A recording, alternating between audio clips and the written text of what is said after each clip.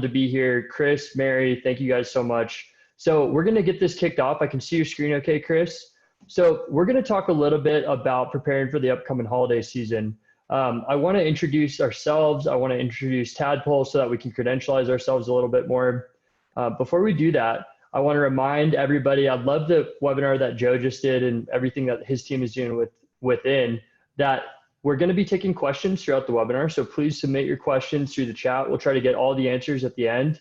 And I believe that we're going to be doing a giveaway for the best question. So keep that in mind as you submit your questions through chat. Chris, if you could go to the next slide, please.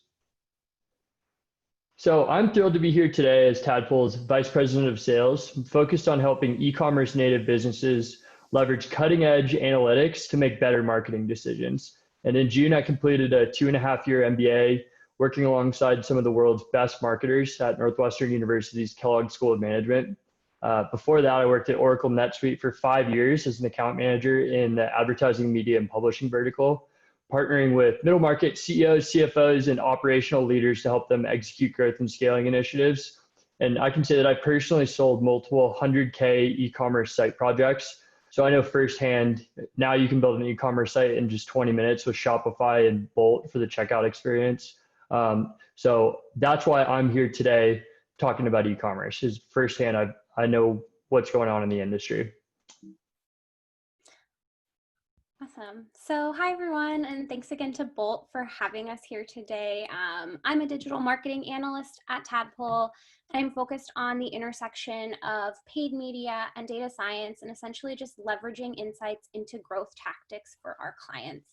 I've been with Tadpull the last 2 years and have a background in both business analytics and management. I'm just really excited to be here today and just to discuss how retailers can be profitable this holiday season.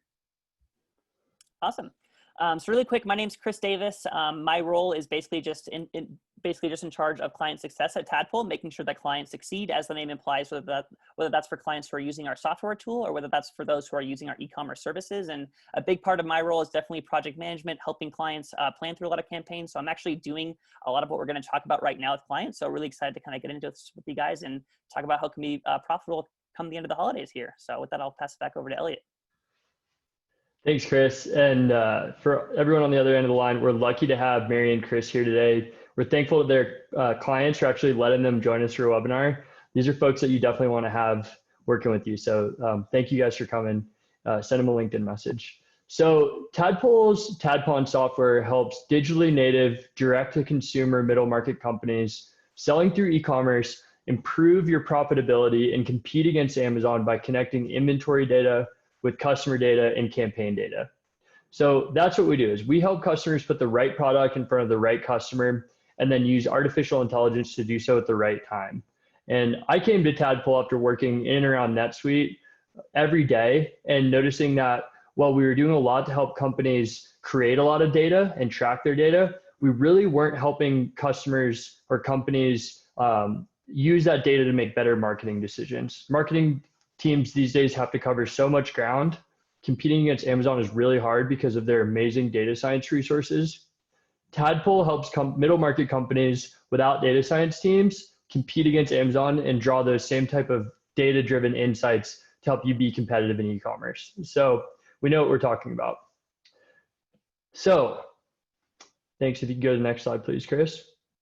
So McKinsey just published an article that showed that between 2009 and the beginning of 2020, spend through e-commerce grew to represent about 16% of the total retail spend in the market. Then came COVID. And between the end of March and the beginning of June, that percentage grew from 16% to 33%. So the entire e-commerce market doubled in 3 months. The same amount of growth that it took 10 years to do during COVID doubled in 3 full months. So online sales are going to be bigger moving forward than they ever have been before at a growth rate that we've never seen before. And so as we think strategically about the 2020 holiday season, it's important to define the digital channels that you're going to use. Now, everybody on the other end of the line is experienced marketers, your business folks, you know about these digital channels, but the definitions are important for us as we think about the customer journey. So if you go to the next slide, please. So a great example of why those digital channels is important is because you can leverage the right medium to get in touch with your customers throughout the different stage of the customer journey that is the most appropriate. So we think about the customer journey as being a long cycle. Basically, marketing used to think about the customer journey as you start at the beginning when the customer hears about your product, and it ends when your customer actually transacts. But if you think about the customer journey as more about the total customer lifetime value and this ongoing cycle, it kind of causes you to reframe how you think about engaging with your customers. So a great example of leveraging the proper digital channel is at the connect stage. For example, you can leverage paid to drive awareness. So you get a much better return on your investment if you focus in on your paid spend at the connect stage. So if you go to the next slide, please. So here's the traditional notion of the customer journey. They see your ad maybe through Facebook, click on an ad to get onto your website, and then transact. So it's a very simplified process. But if you go to the next slide, please. But if you actually put yourself into the shoes of the customer and you think about all the different touch points that they have, it's actually a much longer journey in an ongoing cycle at that. So every one of these touch points is an opportunity for you to actually control the way that your customer engages with you. So that's a lot of what Tadpull's research has been, is we're thinking about the customer's experience at every one of these steps. How can we improve the experience at every one of these steps? How can we control the journey so that your customers are actually not just being engaged at those three main touch points, but throughout this full cycle. So if you go to the next slide. So now I want to introduce Mary to talk a little bit about the next steps that are coming up in August and September as you plan for the 2020 holiday season. Awesome, thanks, Elliot. Yeah, so I'm just going to start by continuing to set the stage for some key areas of focus to execute in. And Elliot alluded to this, but we do tend to focus on those three pillars for successful e-commerce endeavors, really in conjunction with the customer journey and the 4 channels. And those pillars are inventory, customers, and campaigns. And so what are we selling? Who are we selling it to? And how are we selling it? And these 3 elements are going to play into how we frame up execution tactics for a profitable holiday season. And so I just wanted to highlight them up front once again. Cool. So now that we've kind of talked about that overview and those pillars, we wanted to break out our execution tactics on a monthly cadence and really provide an actionable framework for a successful 2020 holiday season. So this timeline might look a little different for your business, but just think of it as a guideline that you can mold to meet your individual needs, as it's likely that a lot of the concepts are going to hold true. And so we're already 11 days into August, if you can believe it. And these next few weeks, we like to think of as the analysis phase, where you start to assess what worked last year and what's currently happening this year. And that leads into the planning phase, where you use what you found in your analysis to kind of plan out exactly what you want to execute across the channels and make sure everyone's aligned with the plan. Then you execute. That's where you put everything into action. And then based on what's happening, you optimize and evaluate and make decisions from there to kind of finish strong. So let's start by digging deeper into that first phase, or the analysis phase. We really want to answer the question, what happened last year? What was historical performance? And then what is currently happening this year? And how can we use that? Next slide. So we've outlined some questions to help get that analysis process started. So, like I've said, what worked well last year and when did it work? How do we want to improve, etc. These might seem like basic questions, but you'd be surprised how getting a few diverse heads in the room for a conversation like this to really set the stage can lead to some creative ideas. And then from there, the results of the conversation can structure how you actually analyze what's happened in the past and current trends. So for us, there's 3 areas that we like to dig into, and we've alluded to this. First is your inventory. What products are getting people in the door, and how does this differ during the holiday season? Are there new products that need to be featured? And then overall, thinking about all those products, what are the most profitable products? So at the end of the season, you have made sure you didn't just sell a bunch of stuff, you actually made money. So even if we start with the gateway products, we make sure that customers actually got to those profitable products that are going to generate actual profit for our company. And so then we want to make sure we're understanding traffic and the customer. Where are people coming from and then converting? And finally, what campaigns drove them to your site, and what should we repeat or what should we test to acquire that high quality traffic and convert it?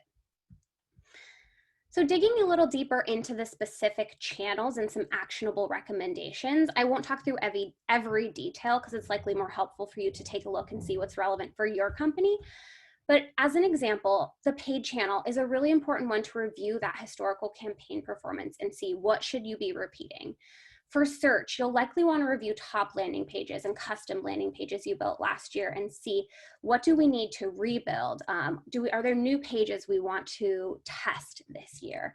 For email, what are our current automated campaigns? Are they humming? What do we need to add? So again, the main takeaway for the analysis stage is just to assess what has worked well in the past, what do we want to replicate, and then what current trends do we need to capitalize on this year. So just making sure we're looking at, this time frame upcoming for last year, and then what's happened in the last 3 months, because the last 6 months have been a lot different than we might have predicted in other years. Cool. So moving on to the planning phase, this is where you make the plan for what you actually want to execute across the channels and confirm all those marketing activities. So once again, we've framed this up in terms of a few key areas to focus on. And the first is just to establish goals. Without specific and measurable key performance indicators, it's impossible to know what success actually looks like, and it's much more challenging to plan out the actions you need to take. A great place to start can be year-over-year performance, but these goals are just typically very specific to your business needs. Next, it's helpful to establish customer priorities. Specifically, do we have any retention or acquisition goals, and how does that influence the campaigns we want to run? And I'm going to dig into that a little deeper in a minute. And finally, we need to assess what's happening with our competitors and how do we need to react in light of what we find, whether it's adding a presence on a new paid platform that our competitors are taking advantage of, or do we need to adjust the price for a top seller that our competitor is now selling cheaper? There's so many things going on with competitors that can change our performance, so we need to keep a pulse on that. So I just wanted to provide a little more insight into thinking about retention versus acquisition strategies specifically this year. And so looking at that in terms of how retailers are employing their own strategies given COVID. So according to a study done by Commerce Next and Exponia, there's going to be a shift by 37% of digital first marketers moving towards retention versus acquisition right now. And you can see how this has played out over the first 6 months of 2020 in the graphic on the right. There's a lot of different channels listed here with the percentage of interviewees that are going to use the channel. So this was a study of several e-commerce companies that they interviewed. But really the big takeaway that I want you to get is that a lot of the proven channels have been reprioritized to the forefront for companies. So you can see paid search and paid social usage has increased in June compared to January of 2020. And so what we're seeing is that in general, marketers are avoiding a little bit more risky investment like influencers, and they're trending back to what they know works or what they can prove has a solid ROI. So it's important to keep that in mind for your own business. Do you want to take a risk and go for influencer marketing, or do you want to go with tried and true? How is this going to influence your business? And so that can really help make those decisions on what you want to execute on. And so while we're talking about trends, especially during COVID, we also wanted to highlight the importance of keeping a close pulse on trends and performance over time across your own channels, because the landscape can change really quickly right now. We like to use a benchmark tool we've developed to take a look at our e-commerce client sites in comparison to aggregate e-commerce KPIs to help spot any micro or macro trends. So what you see is in the graph is a blue line that represents one site's day over day % change in revenue compared to the aggregate site's change. And this is just an example of a metric you could look at, but basically keeping an eye on benchmark data like this can help you assess if something's going on specifically with your company. Like let's say your revenue day over day is tanking and everyone else's is staying steady. What's going on in your business specifically that you need to look at? Or is everyone trending down, and what's happening on a macro level that you might need to look at? Is there another Facebook boycott? So what's going on? So that's kind of a way we like to, something we like to keep in mind, especially right now. And keeping a pulse during that planning phase and then throughout the holiday season is so important to potentially contextualize your performance trends and help you plan the best marketing tactics for success. So just moving on to a few channel specific tactics during this planning phase, a huge one is establishing paid budgets. And we like to look at this from a multi-channel attribution lens, like a rule-based model, such as time decay, or your own custom model, to help determine what paid platforms are most important and how they play together to drive traffic and how that should drive your budget allocation. Where do we need to funnel money into to make sure we're optimizing that customer journey? And additionally, you want to execute on some tactical things like a defined email calendar. And back to thinking about profitability, what products can we highlight in our emails based on what we're confident is going to perform, but is also high margin and high inventory. It's important to think through that versus just sticking a product in an email and hoping it works. So as you can see, there's a lot more tactics here we recommend by channel, from doing competitor research on a tool like SEMrush to planning out your landing pages. But overall, you want to end the planning phase with a really solid strategy for how you are going to execute across the channels during the next 2 months, which are actually the peak season where you're driving the most sales. So we also wanted to highlight a really cool case study from one of our clients where we planned out a cross-channel holiday. And this event was called Duck Days, and we planned it as a way to kick off hunting season and generate sales from users a bit earlier than they might normally happen to capture some market share. We planned cross-channel campaigns on paid, email, organic, with targeted ads, contests, and compelling discounts. And we saw a big lift in users and revenue, as you can see from those metrics, compared to the same days year over year. And it was a really fun way to generate sales outside of a typical holiday day, with Amazon continuing to take market share and dominate those sale days like Black Friday. This is one way to just capture some of those sales earlier. And that said, the key here is to focus on profitable items that make you money, even if they're discounted, or to offer some type of incentive to have a high average order value. And we've just included a quick checklist to help kind of guide the way for any retailers interested in a similar campaign on the right here. And so one reason a company-specific event similar to the one I described might be a good idea is that Thanksgiving and Black Friday are going to look a little different this year, with COVID impacting in-store traffic levels. Huge retailers like Walmart, Target, Best Buy, and many more are going to actually be closed on Thanksgiving Day, which is very different from other years. We've seen like Black Friday is starting earlier and earlier.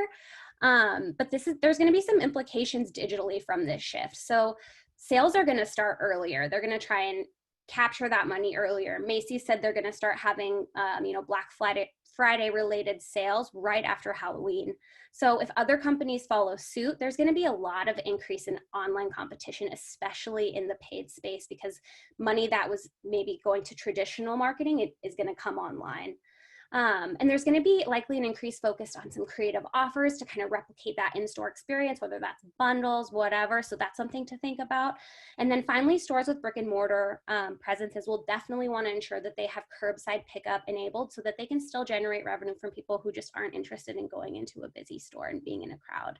And so we just recommend thinking through how your company might be influenced if major retailers are doubling down online, if paid is becoming really expensive. You might need to navigate some of those challenges differently and prioritize the channels you control, like email. And so that's just a really important piece to have thought through and have a plan for. And now I'm going to turn it over to Chris to talk through the next 2 months. Thanks, Mary. Awesome. So by the time we get to October, really the key focus is going to be making sure that we are focusing on our biggest rocks, or what's going to be most important for actually driving revenue and hopefully profit online as well. So that's going to be what the key focus is as we kind of look at the channel and kind of key focuses here. So specifically, a couple key things to kind of keep in mind as we roll through the month of October. Number one, we definitely want to make sure that our promotions or marketing calendar or e-commerce calendar, whatever we want to call it, we want to make sure that that is defined really early on in the month. I would say by like the first week of October, this thing should definitely be pretty set in stone. Hopefully that's actually been done even prior to this, maybe in some of the previous months as well. And the idea here is just making sure that we have something kind of down on paper, whether that's like an Excel sheet or a Google sheet, for instance, and just making sure that whoever needs access has it. And so that then we basically know, what's going to be coming. We're not going to be caught flat-footed, essentially. From there, once we have those things defined, obviously the focus is going to be on actually launching and executing those. To Mary's point, the actual launching and execution of those campaigns is likely going to happen much earlier this year. So again, starting earlier the better is going to be super, super important for sure. And then that third point there, making sure that we build in feedback loops, hopefully in a way that's pretty automated, is going to be super important as well. The idea being that we can get real-time indicators of performance to know if we need to adjust one way or the other. So from here, we can get into a couple kind of channel specific things, and then kind of get into a couple more details as well. So on the paid side of things, I would say probably the most important thing to keep in mind when it comes to campaign execution in October is making sure that we're really focused in on our high value audiences. Ideally doing those based on customer lifetime value and high propensity meaning basically how likely they are to take an action, hopefully being actually converting on the website. And not only marketing directly to those folks, so we can obviously upload those lists directly into Google or Bing or Facebook and Instagram, or even Pinterest has that capabilities. But not only marketing directly to those folks, but also creating lookalikes off of those to find similar but different folks to help kind of drive those new users in a way where we actually likely don't need to walk them through the whole customer journey funnel that kind of Elliot mentioned, just given what we know about them already. So definitely kind of an important thing to keep in mind there. The other thing that I'll call out on paid here is definitely making sure that we have our product filters set up in our paid fees that are running oftentimes through APIs, sometimes through third-party plugins and things like that. But really making sure that we have any exclusions set up based on profitability analysis. And what I'm getting at specifically there is that if we have a really good understanding of cost of goods sold and all the things that go into margin, as well as also having a really good understanding of average cost per click in paid, there are likely going to be, or there may be items where we basically have less leeway and we can't be profitable and paid for those. So let's definitely make sure that we're not going to include those in our paid ads, and we're not going to be losing money if we're going to convert folks to the paid channel. On the stockouts and velocity front for paid kind of product exclusions, that's also going to be really important when you keep in mind, basically the idea being if we know that we're going to sell through a product anyways, based on the velocity of those sales, let's maybe consider not using paid as a way to do that and not paying for that traffic, understanding we're probably going to sell through those items anyway. So that can be a nice way to help save some margin too. On the email front, we'll get a little bit more into segments here coming up. But one thing really important to keep in mind is actually doing that based on interests. So for instance, right, if I'm an outdoor retailer, I'm likely going to market very differently to somebody who's interested in snowshoeing versus somebody who's interested in skiing, for instance. And so, right, kind of the easiest place to start there is if we don't know, let's just ask. And so a lot of email service providers like MailChimp and Klaviyo will have built-in tools for us to create like a manage preferences form, if you will. But even if we don't have those capabilities, even using a free tool like a SurveyMonkey and just asking folks, hey, what are you interested in seeing? That can be a great way to kind of begin to get at that. And then certainly utilizing those split tests and setting those up to help understand those key triggers is going to be really important ahead of those important sale days like Black Friday, Cyber Monday, for instance. On the search and referral side, likely a big focus in October is going to be launching and promoting any new content on the website. But beyond that, also utilizing partnerships and affiliates is also a great thing to do as well. So we see a lot of success for clients who can do like any sort of like sweepstakes, for instance, where we're partnering with other similar companies, things like that. And then definitely want to make sure that there's no page errors in Google Search Console either. So if there's any 404 pages, any landing pages that have any issues, we definitely want to make sure those are rectified early on in October so that by the time November, December hits and demand is really high, we're not having to go back and do anything there. The last thing that I'll mention on this slide is when it comes to reaching out to referral targets and requesting backlinks. This is something that can be really hard to just kind of start, even if we've done a great job of identifying really niche sources to try to get some of those backlinks. And when clients come to me struggling with, hey, how do I even start with this? I always kind of try to take a step back and say, hey, let's just write a really, handcrafted note that's going to really clearly show what our value proposition is to their users, which is really a great place to start. With that being said, it's a little bit more scalable if we can create different like pitch templates, which will be based on the actual outreach angle. So for instance, if we're going to try to get a product review on a blog, that's going to look very different than if we're going to try to work with another blogger to help create maybe a joint piece of content like a gift guide for the holiday, for instance. So keep that in mind as well. That can kind of help on the scalability side if we can use some templates there.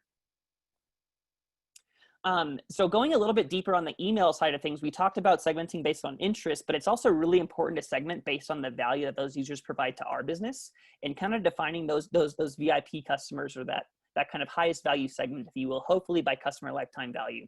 And really what's important to keep in mind here is how can we provide value to those users while also protecting our margins. So we see a lot of clients falling into the trap of, hey, let's just give them another 20% off. Let's give them another discount, basically. And there's tons of ways that we can provide value while still remaining profitable.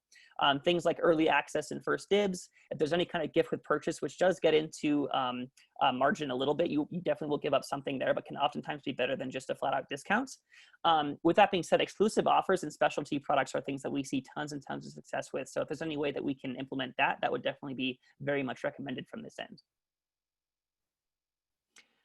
And then one thing we want to kind of wrap up October with before moving on to November is making sure that we are utilizing Google Data Studio as a way to kind of automate some of that reporting. So we talked about how important it is to have those feedback loops, but a lot of people struggle with the best way to do that. And basically, you definitely don't want to spend more time gathering the reports than you do, actually executing off that data. So anyways, just kind of keep that in mind. Google Data Studio is a great free tool for us to be able to do that.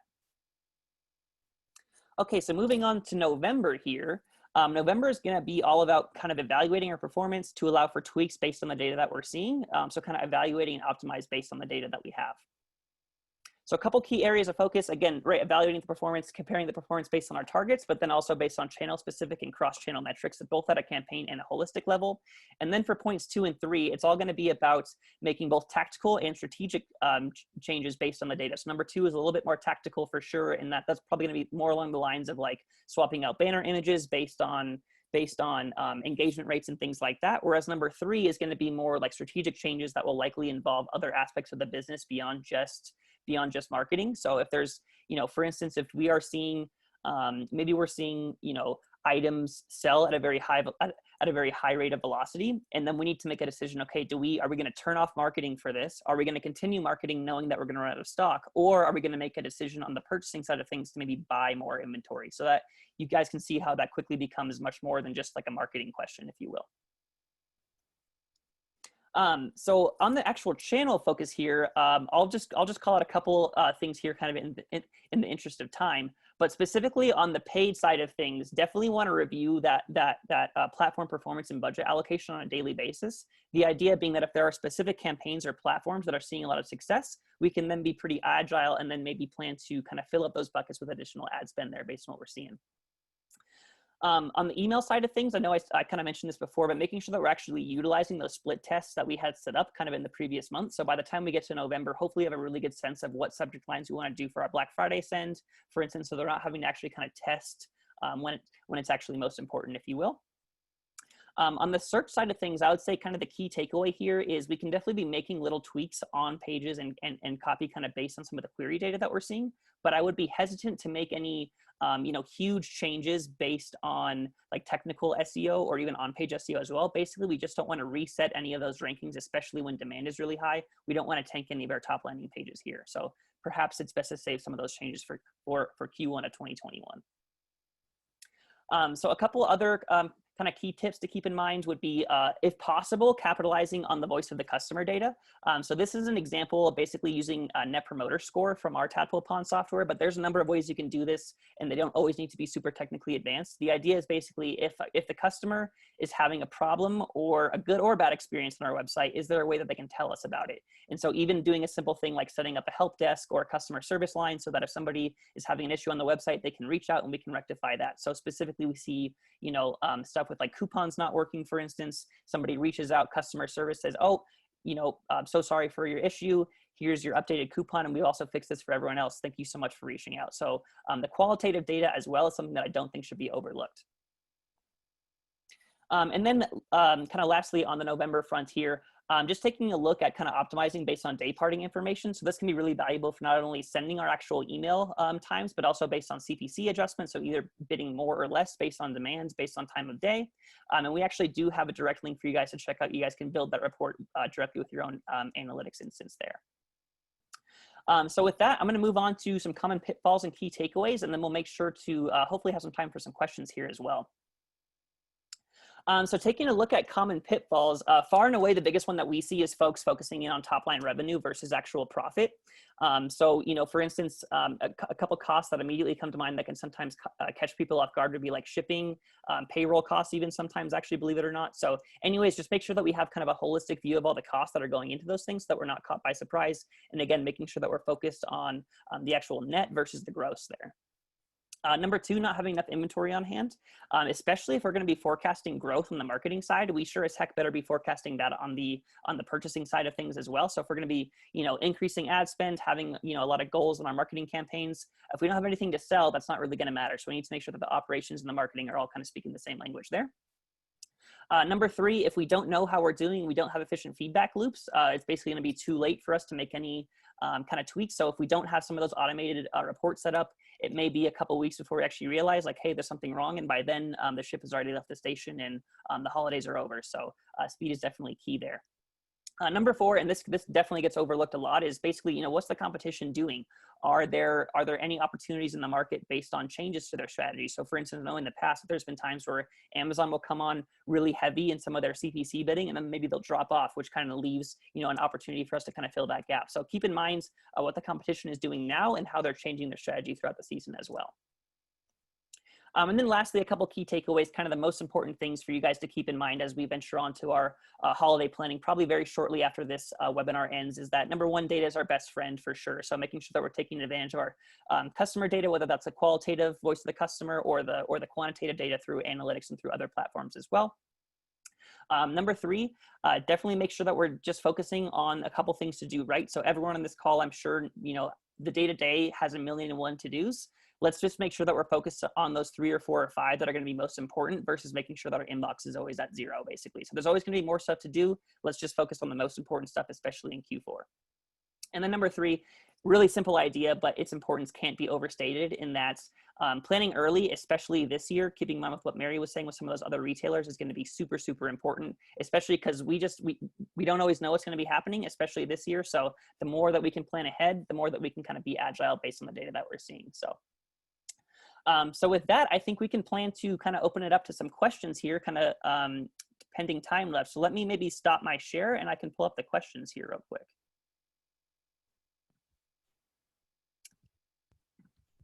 All right, so let's see. So we have a question from Tammy that's basically asking, do you think that cancel culture is a driving force behind the decline in ad spend on influencer marketing and conversion? And do you think this trend will continue through holiday 2020?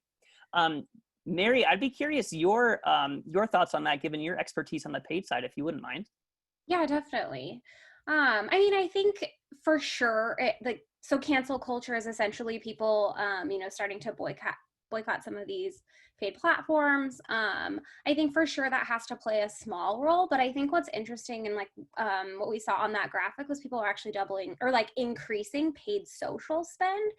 So I think it might actually have more to do with just the fact that influencer marketing is a little bit harder to kind of track that ROI on unless you have some pretty solid tracking setups. So I can't forecast if that's actually why, but I do think actually it's a little bit more related to just kind of going back to the tried and true versus thinking, oh, my influencers aren't going to reach anyone. But I do think it plays a small role, of course, because if Facebook is having a bad rap right now, I'm not trying to go and, push everything, put all my eggs in that basket and have this influencer be trying to do everything for me. So I think it's a little of both, but I think it's a little bit more related to just kind of doubling down where we know we can measure that ROI and see what's happening pretty quickly. Perfect. Let's see. Oh, this one's from a familiar face. So this one comes from Gail. So this is asking, due to COVID, inventory is going to be an issue. What are some things we can do to push customers to other products that are similar to the one they were looking for that is no longer in stock? Mary, do you want to tackle that one too? Sure. I think, email is something that you have control of. I think that could be a great, if you can look at, what are what were top sellers that are now out of stock, and what products do we have that are similar to those, and how can we kind of share that information? I think an email is a great way to do that, where you could kind of feature, here's a bunch of similar products that you might be interested in. On the paid side, we could potentially build some remarketing audiences based off out of stock landing pages and kind of focus on those products that they might also be interested in. So those are two ways to kind of tackle that on the email and paid fronts. That is tricky though. It's just going to be challenging. Inventory is going to be an issue for a lot of people. It is going to be challenging. Anything to add on to that, Chris? Yeah, I would say, kind of thinking about actually structuring the website in a way to also encourage that. So even if it's like things as simple as like, hey, let's order the collection where the stuff that's in stock comes first. That's obviously a really simple idea, but can sometimes make a big impact. Obviously, if there's anything on the technology side that we can do for like when you're looking at the actual product detail page, if there's any like you may also like or like similar products, that's great. But I'd also say like sometimes I think as marketers and as us being kind of in the e-commerce space, we sometimes let's say, kind of float towards the technology side of things, but are there kind of ways that we can be creative in just what we communicate to those folks to let them know like, hey, we're out of stock of this, but this is a very similar product that is also going to help you. So even things that I've seen clients do that actually has more success than you might initially think is like in that actual product description, let's just include a link to that similar product, knowing that it's going to be out of stock and knowing that people might actually be looking at that. So I think there's kind of a combination of being like very strategic and using technology, but then also kind of being creative and just kind of hacking the system to, again, just make it easy for the users to do what we want them to do. So sometimes I think we can kind of overcomplicate things, but. Yeah, I was on a website this week that I was looking at a product that they're featuring right in their main product carousel. And it was fascinating because it's a huge main ad. They invested a lot of time to design that ad and it's out of stock. So they've directed all the consumer behavior to be around clicking on that ad, and then the product's out of stock. And they didn't have any type of referable product or anything like that I could have selected instead. So I just closed out the website. And, that's a miss for both parties. They would love to do the business, and I unfortunately left without being able to get the product. Mm-hmm. And I guess maybe the last thing that I would mention on that front is that we can also kind of have like remarketing campaigns set up. And I think Mario's getting at this a little bit, but for instance, if somebody is viewing those out of stock products, can we then hit them on paid with a specific complementary product that we know we do have in stock, hopefully is also high margin and very profitable as well. So that's something to keep in mind too. All right. Any other questions from the group? I know that there's some nice prizes kind of coming into it. So we got some good incentive behind it. If there's anything else you guys have burning.